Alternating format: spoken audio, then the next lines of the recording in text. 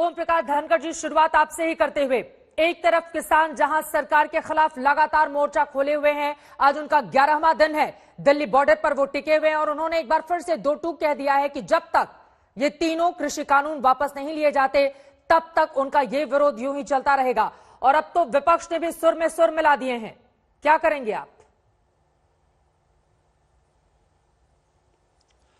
देखिए चित्रा जी, एक बहुत अच्छी बात मैं इस बार की बातचीत में देख रहा हूं कि जितने लंबे समय तक राकेश जी तो अंदर साथ रहे हैं बातचीत में और मेरे साथी भी हैं, किसानों के मुद्दे हम मिलकर उठाते रहे हैं। जिस संजीदगी के साथ सरकार ने सुना है और एक एक बिंदु पर एक एक पॉइंट पर बात की है और मुझे लगता है कि इतनी संजीदगी के साथ इतना समय देकर सरकार और किसान संगठनों की बात, जत्थेबंदियों की बात पहली बार हुई है और अगली बार भी 9 तारीख का समय रखा हुआ है और मुझे लगता है कि बातें बेहतरी की तरफ जा रही हैं। इसमें जो दूसरी चिंता आपने जताई है चित्रा जी, वो यही है कि राजनीति भी इसमें प्रवेश कर रही है और राजनीतिक दलों की जिस प्रकार से बात आती है तो राजनीतिक दलों का केवल किसान विषय से की बजाय अपनी राजनीति से भी संबंध रहता है, उसके साथ ही आते हैं, वो अपने पॉलिटिकल एजेंडे के बिना नहीं होते हैं कभी भी।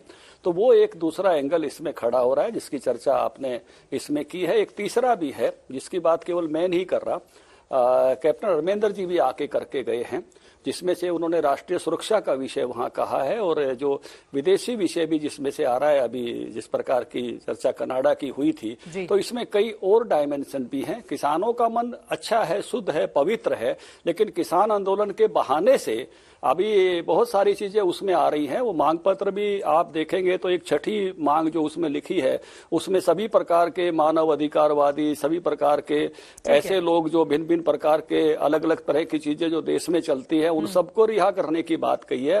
तो जहां एक किसान अपनी बात अपने पवित्र मन से करता है, वहां उसके साथ बहुत सारी चीजें इसमें जुड़ती जा रही हैं। इसलिए निश्चित रूप से ये विषय जिस दिशा में जा रहा है वो एक पॉलिटिकल उसके साथ जा रहा है। कांग्रेस पार्टी को अपनी रोटी सिकती हुई और फूलती हुई नजर आ रही है, इसी वजह से आप लोगों ने समर्थन कर दिया।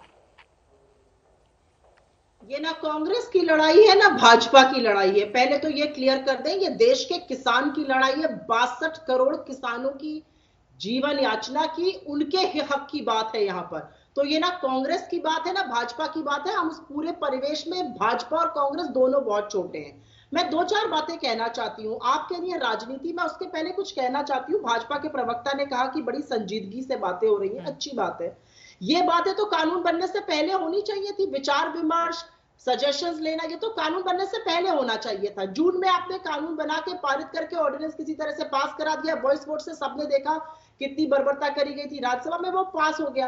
अरे किसान तो तब भी आक्रोश में थे, किसान आज भी आक्रोश में। आपने उनसे बैठकर सलाह मशवरा करना जरूरी नहीं समझा, जिनकी जीवन यापन को ये प्रभावित करेगा, पहली चीज। दूसरी चीज, मुझे लगता है ये बड़े दुख की बात है कि इतनी कड़ाके की सर्दी में बुजुर्ग किसान हैं, लड़कियां हैं, उसमें माँ बहनें हैं जो बाहर बैठ के आक्रोशित हैं, परेशान हैं अपने भविष्य को लेकर, उनको खालिस्तानी बुलाया जा रहा है। इसमें कम्युनल एंगल भी लगवाने की कोशिश करी गई थी, बिरयानी की भी बातें हुई थी। ये भी कहा गया अरे ये तो अंग्रेजी बोल रहे हैं, ये तो टी शर्ट पहनते हैं, ये किसान ही नहीं है। तो क्या जब तक पसीने की बदबू नहीं आएगी और फटी धोती नहीं देखेगी तो वो किसान नहीं होगा इस देश का? तीसरी बात कह के मैं अपनी बात समाप्त करना चाहती हूं कि बहुत बातें करी जा रही हैं। किसानों का बहुत ही दो टूक इसके बारे में विचार है। ये काला कानून उनको मंजूर नहीं है, सरकार इसको वापस ले। सरकार इसको वापस लेने के बजाय हेकड़ी पर बैठी हुई है, अपने हाई हॉर्स पे बैठी हुई है। अरे दंभ छोड़िए, ये अपने लोग हैं, इनका जीवन यापन जरूरी है। पूंजीपतियों का सहारा इस समय मत बनिए, इस समय देश के कृषक की रीढ़ हड्डी बनिए, तभी आपको देश स्वीकारेगा। नमस्कार, मैं हूं अंजना ओम कश्यप। हमें उम्मीद है ये वीडियो आपको पसंद आया होगा। लेटेस्ट खबरों के लिए यूं ही देखते रहिए आज तक और इस वीडियो के पसंद आने पर लाइक, शेयर एंड सब्सक्राइब करना ना भूलें।